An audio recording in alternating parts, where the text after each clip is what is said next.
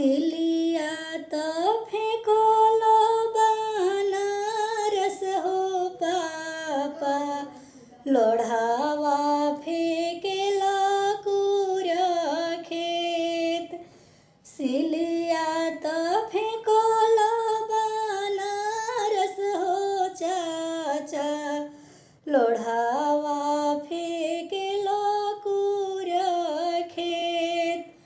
धियावा तो तेजल सजन घरे हो पापा, अब कारो वेला पोका फार।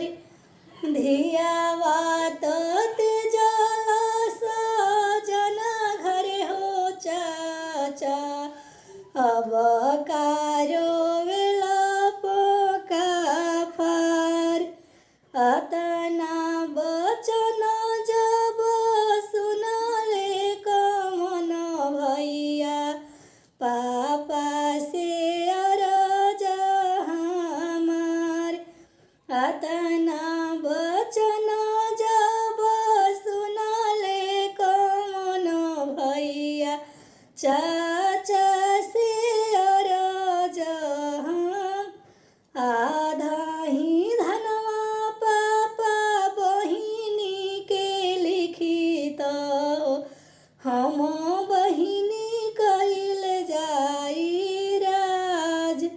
आधा ही धनवा चाचा बहिनी के लिखित, हम बहिनी कइल जाई राज।